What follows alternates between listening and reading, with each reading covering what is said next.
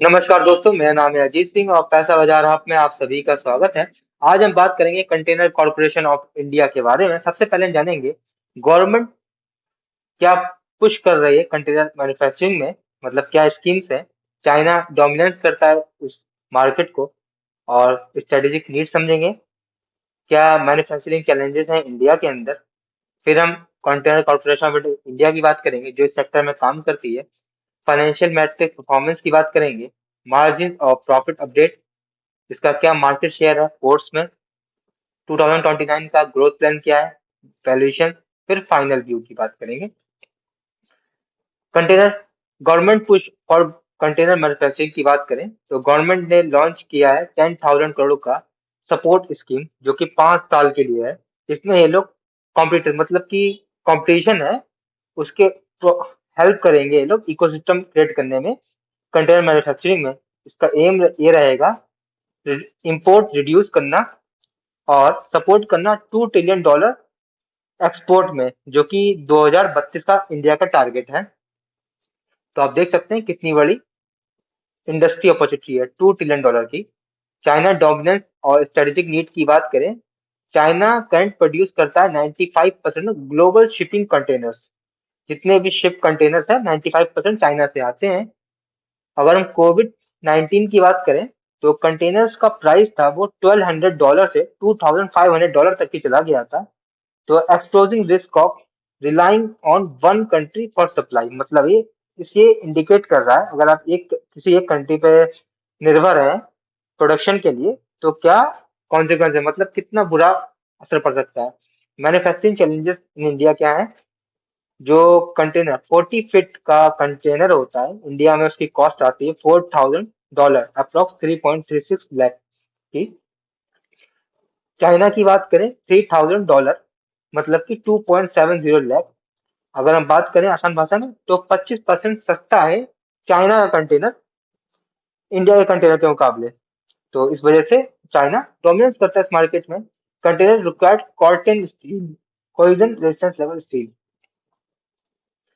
India के पास producer हैं सेल जैसे स्टील अथॉरिटी ऑफ इंडिया, ऐसे टाटा स्टील, जेएसडब्ल्यू, ये सब जो कि लोकल प्रोडक्शन में हेल्प कर सकते हैं करना चाहें तो, और इसी से ही इंडिया को फायदा मिलेगा। ग्लोबल लॉजिस्टिक कॉस्ट एडवांटेज की बात करें, global shipping company spend 200 billion annually repositioning empty containers. तो इसमें यूज करते हैं 40 बिलियन खर्चा आता है रीपोजिशनिंग में, जो खाली कंटेनर उनके लिए। Manufacturing container in high export region like India can reduce this repositioning cost.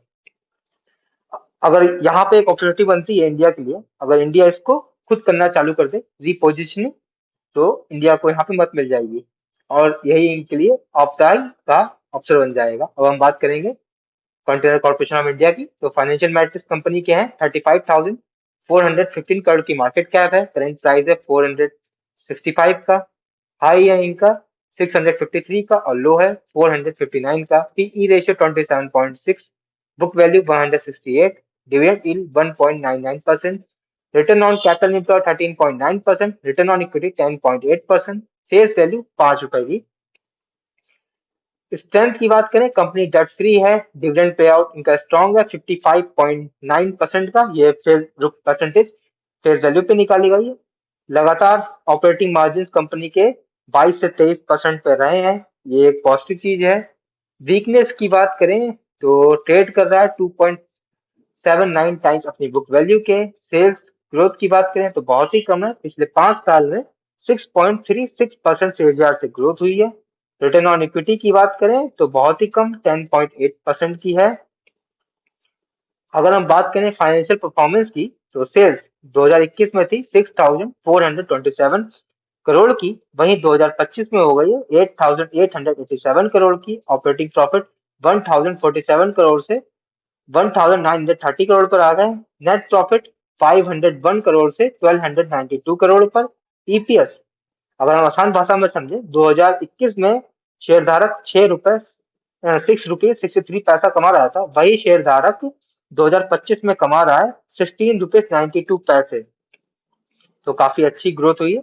Share holding pattern की बात करें दिसंबर की, तो प्रमोटर्स की होल्डिंग 54.8% पे है, डोमेस्टिक इंस्टीट्यूशन की होल्डिंग 28.68% पे है, फॉरेन इंस्टीट्यूशन की होल्डिंग 9.05% पे, पब्लिक होल्डिंग 7.45% पे। कंपनी के मार्जिन और प्रॉफिट की अपडेट लें तो रेल फ्रेट मार्जिन मतलब कि जो इनका जो ट्रांसपोर्टेशन होता है रेल के माध्यम से, वहां पर 25.7% के मार्जिन से जो इंप्रूव होकर 27.7% के हो गए हैं, और ऑपरेटिंग मार्जिन वहां पे हो गए 30.2% से 31.2% के। प्रॉफिट ग्रोथ में थोड़ा इम्पैक्ट हुआ है हाई डेप्रिसिएशन का। अगर ये डेप्रिसिएशन कम हो जाता है, खर्चा मतलब, तो कंपनी को और फायदा हो। अब हम बात करें मार्केट शेयर की, तो J N T P T J N P T port है, वहां पर 58% से 60% का इनका शेयर है। मुद्रा में 38% से 36% पर शेयर आ गया। गुजरात पीपा पोर्ट पे बात करें तो 48% से 49% पर आ गया। अगर हम ऑल इंडिया में इनका मार्केट शेयर देखें तो 54.5335% निकल के आता है। तो ये दिखा रहा है काफी मोनोपोली क्रिएट करता है ये 50% की इंडिया के अंदर। 2000 फाइनेंशियल ईयर 2029 का ग्रोथ विजन देख लें कंपनी का, तो रेवेन्यू टारगेट है इनका 15,000 करोड़ का। और किस कैसे निकलेगा, 10 बिलियन TEU के जरिए। कंटेनर कार्गो की बात करें, इनका टारगेट है 75 मिलियन टन का इन्हें काम करना है।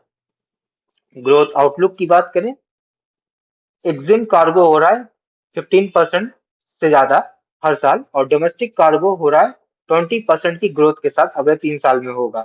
तो यहाँ से कंपनी को ग्रोथ ज्यादा दिख रही है।